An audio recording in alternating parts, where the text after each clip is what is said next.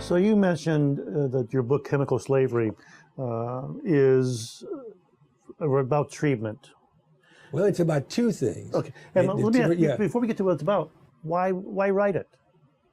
What's the need for it?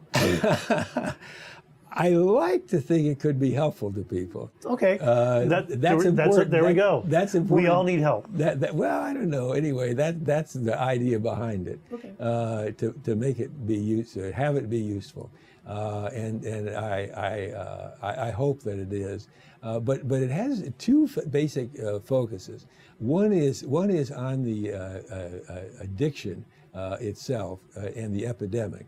What is so first thing is the disease of addiction, how addiction works, what it is. That's the first part. And then the second part is what to do about the epidemic. And both of them have public sides and private sides.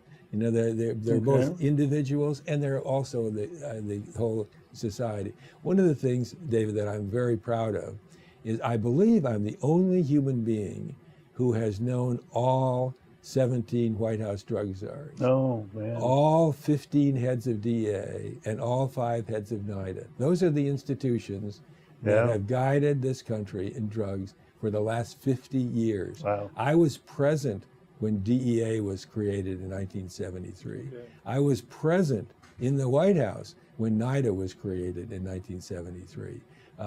So I have been there and lived that.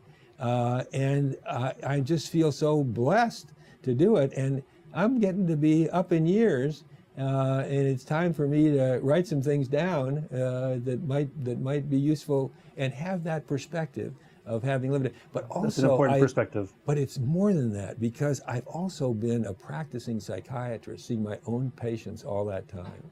And I've got to tell you, I've learned more from my patients than I have from all the books, all the classes, and many people who are in drug policy have never seen any patients or any addicted people over time. Many of them have seen them once, they'll see them once, but I've seen families over 3 generations.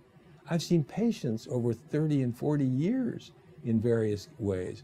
And that perspective, that longitudinal family perspective and the direct experience with the people has been my main source of education about this.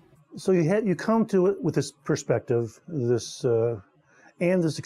life's experience of dealing with other people, and the book knowledge as well. I mean, it's not just, it's all the combination there. Yeah, that's right. And you've talked about here in your book, as I said, the 2 aspects there of addiction and treatment, the public effort and the individual aspect.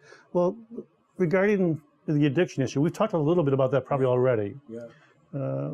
What would you say there for the public aspect of addiction that you talk about in your book that's important for us to take away from it? Well, I think the disease of addiction is labeled in the 12-step programs cunning, baffling, and powerful. And I think to understand and respect the disease, how incredibly powerful it is, how one never really understands it. I don't feel I really understand it. There's always surprising aspects of it, the way it takes over people's lives.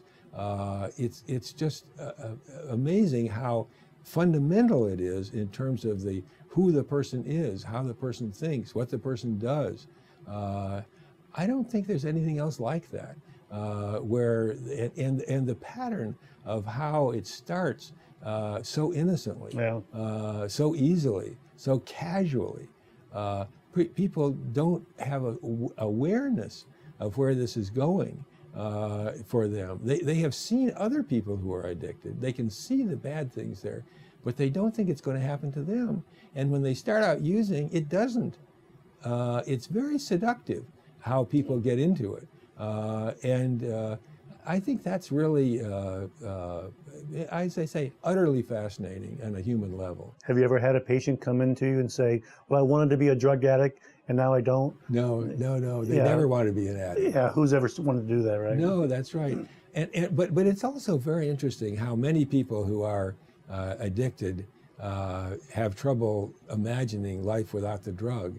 At the Betty Ford Center, there is a building with my name on it, the Robert L. DuPont MD building at the Betty Ford Center. And I was out there for the dedication of that building and met with some of the leaders from the wonderful Betty Ford Center, including, of course, Betty Ford and Gerald Ford. And what was interesting, I was at the table of some of the major donors there with Betty Ford. And one of the fellows was in recovery, had been through the program and was doing very well, said he couldn't really deal with this idea that he was never going to be able to drink again. Yeah. And he struggled with that because in the program it says, no, one day at a time, but it's forever one day at a time. And so he had a solution to that. He was a very religious guy, and he said, when I die, I'm going to heaven, and heaven's going to have all the alcohol I want. And I thought, oh my gosh, imagine that would be, here's a person who has had his life wrecked by alcohol. Right. He's now in recovery, and yet that is what it takes for him to be able to get his head around the idea that he's not drinking today, that he's going to be, and it's part of heaven. And I'm saying, whoa, that's the disease we're talking about. That's chemical slavery.